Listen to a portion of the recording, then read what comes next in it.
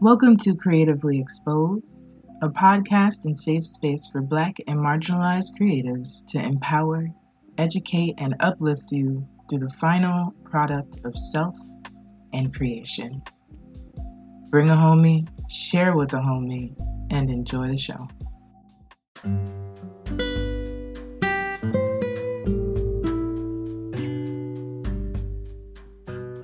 Welcome back to Creatively Exposed, a safe space for creatives where rehumanizing the creative is the goal, one episode at a time. Still working on that. You tell me your thoughts. It's Monday. For y'all, if you're listening on Monday, right now it is Sunday evening, and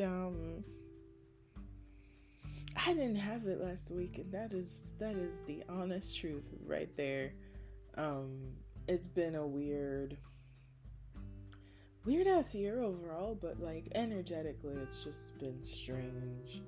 And so moving through the ebbs and tides of life.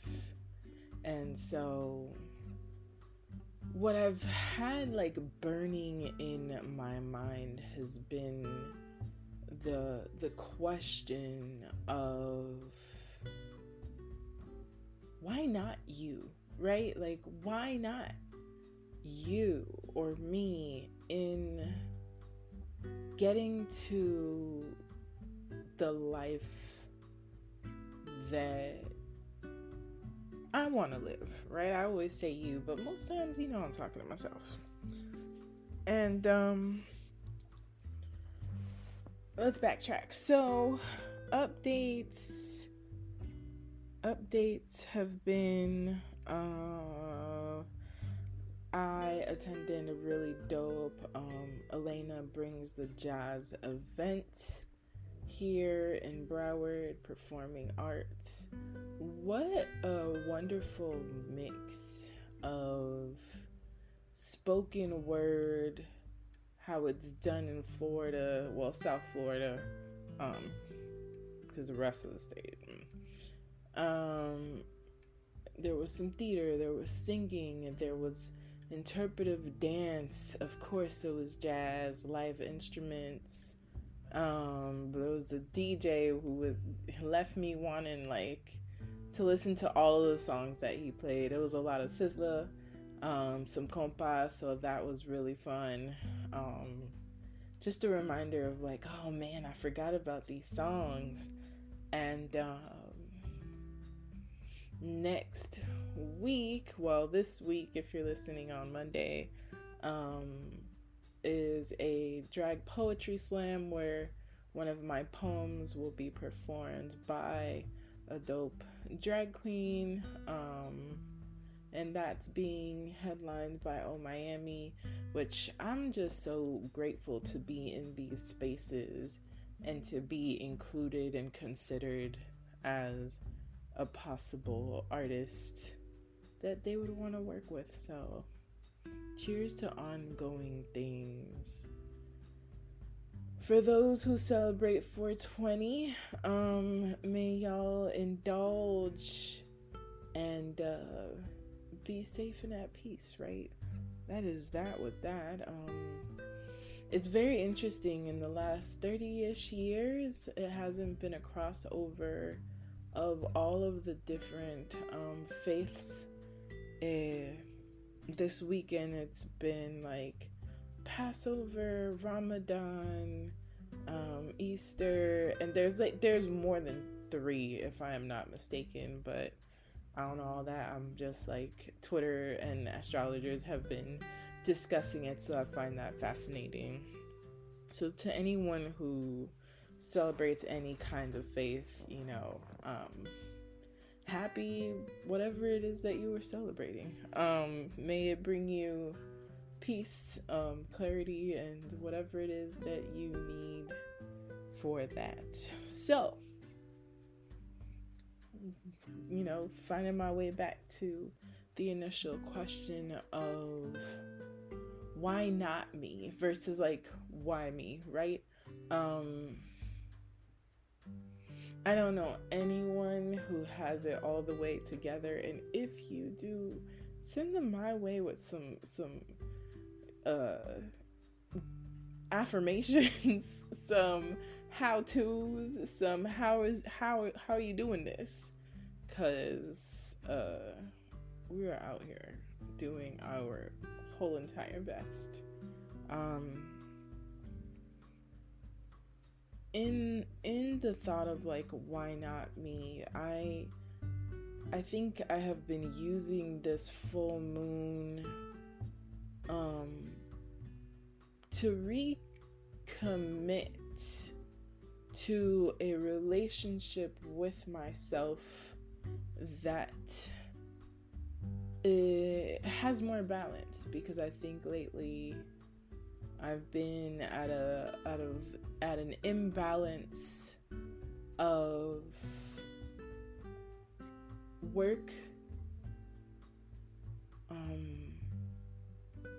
and that's life work, that is creative work, that is work, and little play, and little rest, because even when I'm quote unquote resting, I'm thinking of all the things that I could be doing. And so I have been kind of yelling to the universe or just consistently telling the universe, like, yo, I want a soft life. And I think about the reprogramming that I need to do around rest and receiving, and having the bandwidth to do that, not only on a physical level, because on a physical level, I will lay here and I will receive. But on a psychological, mental level, I think it's harder to even conceptualize what that looks like. And as I think about, and it's really cool because I love how life kind of Venn diagrams. So I was at a Meet a Poet event, and I was one of the poets, and a student that's studying theater, I believe, or some type of creative endeavor major, kept saying like, oh, you know, our lives don't really intersect, but at Venn diagrams we might be in the same circles. And so definitely keeping that. But I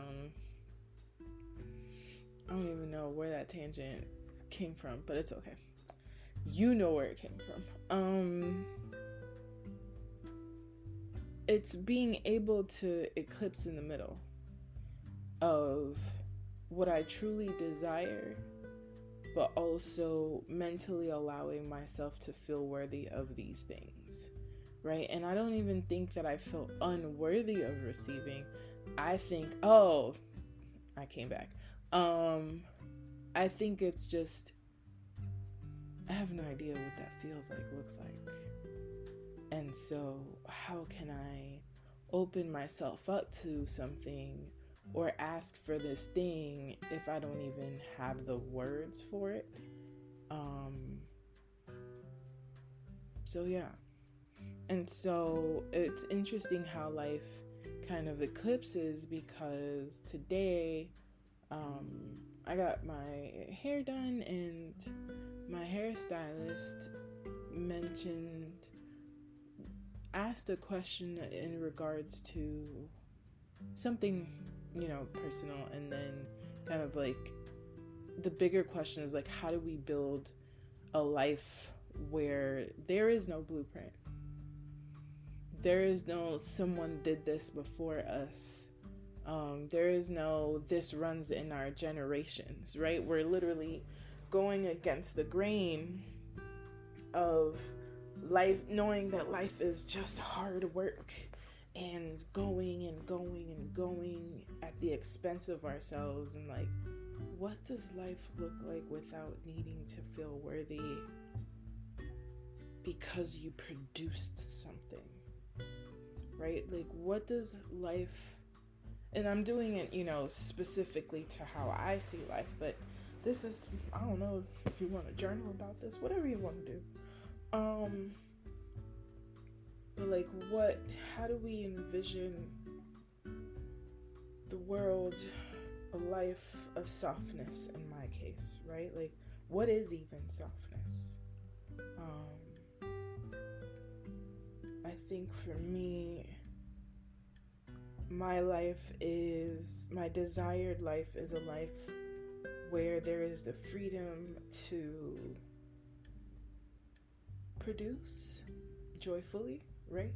To create intentionally and joyfully, and that it is financially supported. A soft life is a life of thriving, which overwork is not included, right? A life where I have a village supporting me and vice versa. And all of these things that just I've kind of seen, but hasn't been done in a way that I think is intentional. And so, you know, as some of these elements do come into my life, I feel I'm not comfortable, this is uncomfortable, because it's unknown, because it's foreign, like it's something, I'm thinking about that terminology, and that's kind of fucked up. It's something that I am not experienced in. I prefer to say that. And so I don't know how to move in that space. And so what does my brain do? It's like, this is suspicious. Right? Insert Cardi gif. That's suspicious. That's weird. And the brain starts questioning everything. And it creates kind of this defense where it's like, no, this is not this. And so sometimes many times, our own minds create these walls to the life that we'd like to have. And so, why not you? I feel like a lot of us sometimes feel like victims of life. And I ain't gonna say that life has not made me its bitch a couple of times. You know what I'm saying? But I also think that we have more power than we make ourselves accountable for, right? And mind you, I have my privileges, so there are things that are inexplicably harder. There are barriers, but in my case, as an able-bodied person, with opportunities that I have worked hard for. Ain't no crystal stair up in here. I think there is more of a say in our lives that we have than maybe our upbringing, our indoctrinations, what have you, have given the validation, right? There are times when we're caught in a wheel and we just kind of let go, because sometimes it's easier to release control than to have to really like boss up and say, nah, like we're gonna have the uncomfortable conversations, even if it's with myself, right? Like, why am I not worthy, or why am I not feeling comfortable with receiving, or why am I not placing myself in the right space to receive, to do less, to